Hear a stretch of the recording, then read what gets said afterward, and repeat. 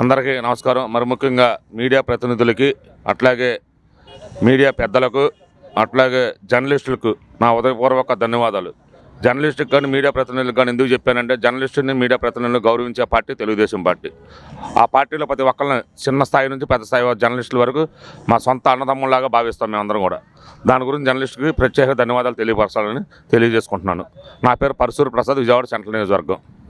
ఈరోజు జగన్మోహన్ రెడ్డి రాష్ట్రపతి పరిపాలన అని నెల రోజులకే భయపడిపోతామంటే అతని యొక్క తెలివితేటలో, అతని యొక్క మేధావతనాన్ని మళ్ళీ ఏదో చూపిద్దాము అన్న లెక్కలో.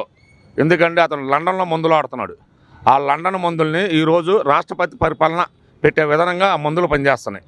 నెల రోజులుగా రాష్ట్రపతి పరిపాలన అంటున్నాడు. 5 సంవత్సరాలు నువ్వు సీఎంగా జనాలు నీకు మంచి పరిపాలన ఇచ్చారు. కానీ నువ్వేం చేసావు? పరిపాలన చేసావా? గెలిచిన నెల రోజులకే అమరావతిని సర్వనాశనం చేసావు, ప్రజావేదిక కూల్చావు. నువ్వు ఎప్పుడైతే ప్రజావేదిక కూల్చావో నీ పతనానికి నాంది పలికావు. ఇది ప్రతి ఒక్కరు కూడా చిన్న స్థాయి నుంచి పెద్ద స్థాయి వరకు మాట్లాడుకుంటున్నావు నువ్వు ప్రజావేదికను కూల్చడం వల్ల. ఇవాళ అదే ప్రజావేదికని నువ్వు ఇంకో విధానంగా మలుచుకొని, ఇంకో విధానంగా నువ్వు సభలు పెట్టుకుని ఇంకో విధానంగా మలుచుకుంటే వాళ్ళు జనాలు నీకు మెప్పించుకునేవాళ్ళు. కానీ ప్రజావేదికను ఎప్పుడైతే కూల్చావో నీ పార్టీ పతనం అప్పుడు కూలిపోయింది.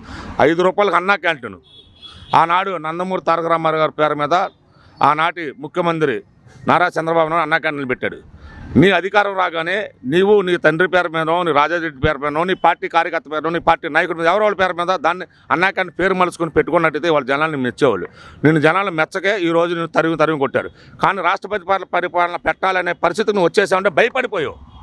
ఇవాళ తెలుగుదేశం కార్యకర్తలు మా మీద ఎక్కడ తిరగబడతారా, మా నాయకులను ఎక్కడ ఇబ్బంది పెడుతున్నారా అని భయపడిపోయి వాళ్ళు రాష్ట్రపతి పరిపాలన అంటున్నావు.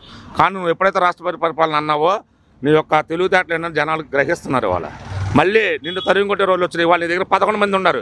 ఇవాళ 11 మంది కూడా గేటు తెరిస్తే వెళ్ళిపోతాం రెడీగా ఉన్నారు.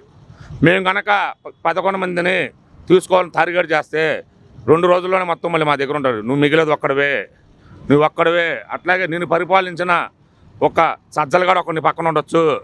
ముసల కోతి, పొండి కోతి అందరికీ తెలుసు. వైజాగ్ను పుష్టపట్టించాడు. వైజాగ్ రాజు అన్నాడు. వైజాగ్ నేనే రాజు అన్నాడు. అలాంటి రాజు మొన్నే తండ్రి అయ్యాడు. అందరూ గమనించారు, ప్రతి ఒక్కరు తెలుసు. DNA టెస్టులకు రా అంటే రాలేని పరిస్థితిలో ఉన్నాడు. ఎందుకంటే మొన్నే తండ్రి అయ్యాడు.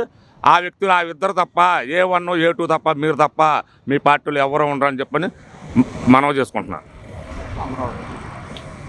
ఈరోజు అమరావతి గమనిస్తున్నారు. చంద్రబాబు నాయుడు గారు ప్రమాణ స్వీకారం చేయగానే అమరావతి రాజధానిని నిర్మిస్తూ మళ్ళీ అమరావతిని అద్భుతం చేస్తూ ఈరోజు జంగల్ లేవని పెట్టారు. చూస్తూ ప్రతి ఒక్కరు కూడా ఇవాళ 10,000 ఎకరాల చిల్లర దగ్గర 10,000 ఎకరాల భూముల్ని మళ్ళీ చెట్లు గిట్లని కొట్టించి మళ్ళీ అమరావతి అద్భుతం చేస్తారు. మళ్ళీ 3 నెలల్లో అమరావతి తిరిగి పునర్నిర్మాణం చేస్తానికి రెడీగా ఉన్నాం మేము.